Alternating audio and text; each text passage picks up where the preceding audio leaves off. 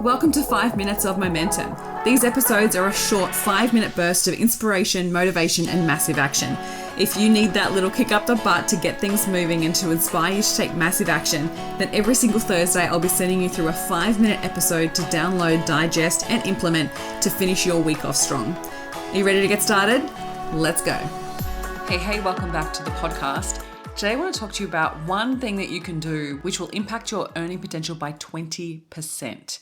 So a little while ago, I saw a video with an interview with Cody Sanchez, and it was on the Diary of a CEO podcast. And she spoke about the question was around like, if you wanted to make more sales, what's one thing that you could do that could impact your sales potential? And she shared a study that I then had to go and look up because I was like, I need to know about this study because this is something that I feel like I notice in other people showing up online, and it kind of like doesn't sit well with me. And I think it is because I come from the hair and beauty industry, and we were very much trained to care about the way that we present ourselves, right? And understand the perception of what that has.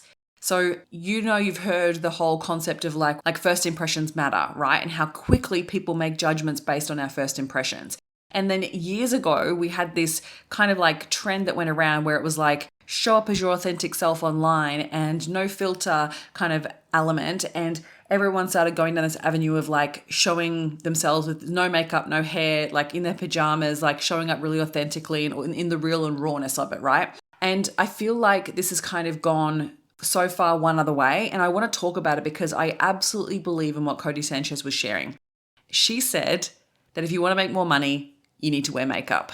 And I was like, yes, oh my God, absolutely agree with you. So I've always been trained as part of the hair and beauty industry. You put on your hair and makeup, you show up for work. I get dressed for work. Even though I work from home, I show up to my office in work clothes. I present myself professionally. I would never ever show up to a Zoom call without my hair and makeup done. Just would not do it.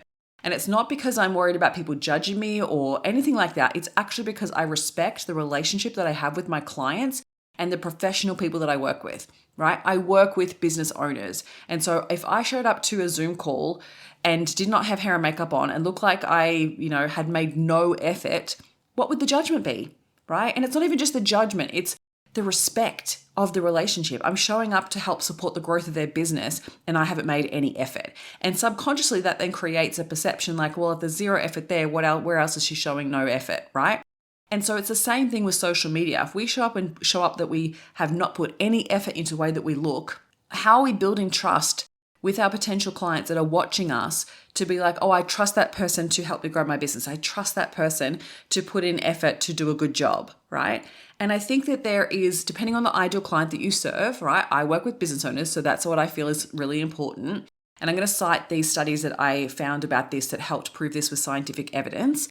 And there obviously is going to be some ideal clients that would prefer it to be the opposite, right? That they want to feel seen and heard in the fact that they don't have the time or energy in order to put their effort into their appearance.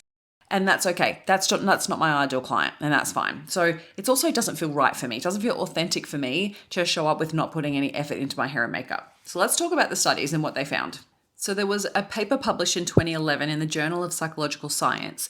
And it was called Facial Attractiveness, Cosmetics and Desirability. What's the psychology behind the pretty? And what they found, right, the key findings were that women who wear makeup are perceived as more competent, likable, and trustworthy. Really super interesting. So this is not about judging someone whether they wear hair, whether they do their hair and makeup, right? This is actually just understanding the perception we're creating. And if we use social media as our business front, right? It's the way that we attract our clients, the way that we show and develop trust, then we want to be conscious of the perception that we're creating. These perceptions can lead to real-world advantages in hiring, promotion, and earning potential. The study involved participants rating women's faces with and without makeup under different conditions. The results consistently showed that moderate makeup increased perceived professional competency. Isn't that crazy, right? Like just a simple little thing like that makeup can show that you have a level of competency, right? Like it doesn't make sense, but it's actually what the perception is. So then there was another study in 2016 by sociologists Jacqueline Wong and Andrew Penner, who published in Research in Social Stratification and Mobility, found that attractive individuals earn about 20% more on average than their peers, and grooming, including makeup, played a significant role in women's earnings.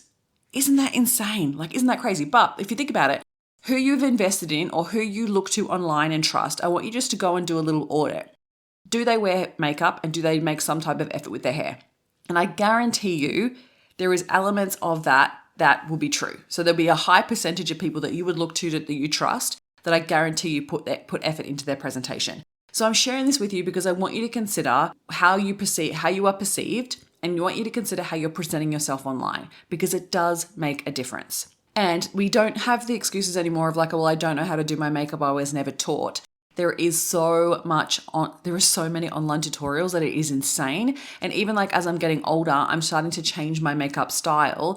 And you know how I'm learning it? YouTube, TikTok. That's what I'm doing. Like, I'm looking for it and I'm following tutorials, and it is absolutely so good. Like, I wish we had this ability back in my 20s and back in even my teenage years. And I look at my niece and she does her own hair and makeup and she watches all these tutorials and she just follows them online and she looks amazing. And I'm like, wow, how did you learn how to do that? And it's always TikTok. So rather than hold yourself back, like, do you want to make an extra 20% with your earnings? Like, if you do, have a think about how you're presenting yourself online and consider really updating your makeup skills and your hair skills if you need to. Now, I know this may offend people and whatever, it's going to be the hill, whatever. I am so for it. It makes such a big difference. And if I look to someone, like even if it's a mentor or someone that I look to, if they don't make any effort in the way that they present themselves, I don't know if I'm going to trust them in order to invest, especially if you sell high ticket. Like high ticket, you cannot expect someone to invest in you if you're not investing time and energy in the way that you present yourself. All right, take what you will from this. I love you anyway.